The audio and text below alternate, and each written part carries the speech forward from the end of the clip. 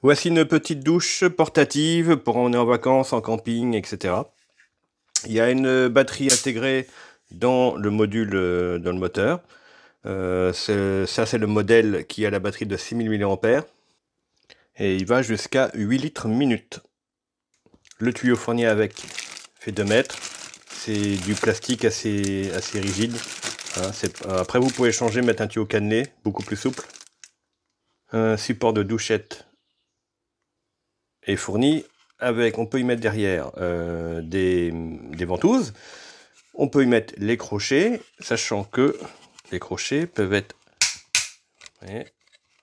tournés exactement comme on veut, même de travers si vous voulez. On peut attacher comme ça, et on peut les mettre en dessous aussi. Il y a même un second crochet de fourni, orientable dans tous les sens, pour mettre par exemple sur un arbre. La notice fournie a un passage en français.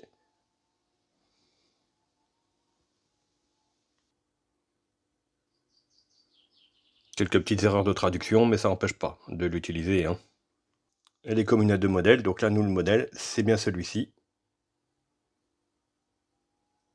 Avec une charge de 10 watts. Pour recharger la pompe, le connecteur USB se cache derrière ce petit caoutchouc. C'est de l'USB-C. Et un indicateur est présent sur le dessus de l'appareil, avec également donc, la puissance de charge de la batterie, hein, pourcentage, et la température d'eau. Voilà, donc ça affiche 100%, là elle est chargée. Au niveau du montage, c'est très simple, il suffit de mettre un joint sur cette partie-là et de le visser sur le moteur, et pareil de l'autre côté, alors soit sur la douchette noire, soit sur la blanche, donc ça donne ça sur le moteur, et ça sur la douchette.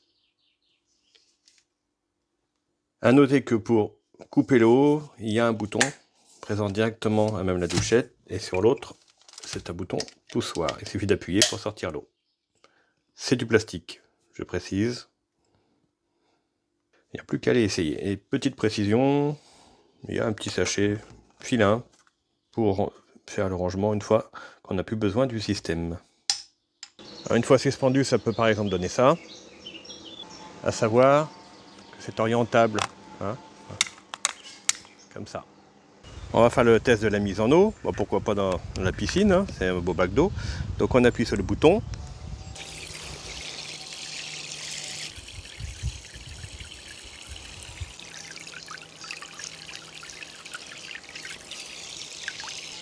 Alors, je pensais que ça chauffait, mais non.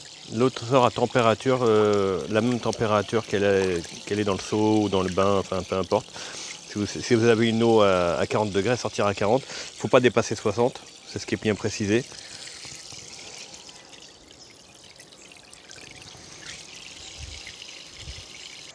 Là, ça me dit que mon eau est à 21 degrés. Là, elle tourne. Un petit truc, c'est que si vous l'arrêtez ici, la pompe, elle continue de tourner. Elle tourne dans le vide, mais elle s'arrête pas. Alors, on peut vérifier sur un capteur de température que j'ai dans ma piscine qu'on est à 20,6. Donc la température affichée par le boîtier est plutôt correcte. Je vais maintenant y mettre cet accessoire. Et là, le jet va être bien plus concentré.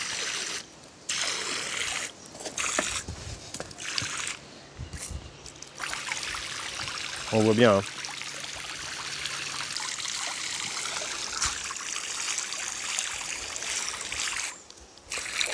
Le jet est réglable. Par défaut, quand on allume, le moteur est à puissance maximum. Donc là, ça fait 10 minutes qu'il tourne, on est toujours à 100%. Si j'appuie sur le bouton, là on entend, enfin il tourne moins vite. Et là, le jet est moins puissant. Donc il y a 2 vitesses. Alors je reprends avec la douchette noire parce que j'ai découvert un truc qui est vraiment pas mal. C'est qu'il y a aussi un réglage en dessous. Donc c'est plus puissant que ce que j'ai montré tout à l'heure. Là, si je tourne ici, là, à cet endroit-là. Et là, ça devient tout de suite beaucoup plus intéressant.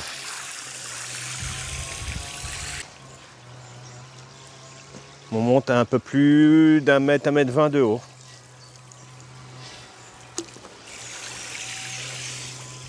Comme une véritable douche. Donc très efficace. Franchement, bonne petite invention.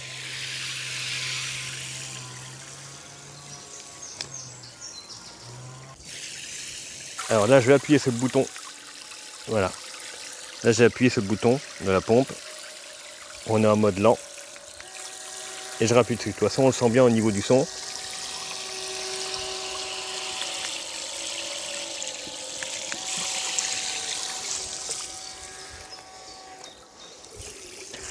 Voilà, bah, je suis parfaitement satisfait. Bon, bah, juste à savoir que ça ne chauffe pas, ça prend la température actuelle de votre eau. C'est tout. Par contre, fonctionne très très bien. Puis je vous dis, là ça fait plus de 10 minutes que je m'en sers, je suis toujours à 100%, donc vraiment bon produit. Si vous faites souvent du camping ou du déplacement en plein air, franchement, ça peut être pas mal. Voilà, bah, j'espère que ça peut éventuellement vous aider dans votre choix.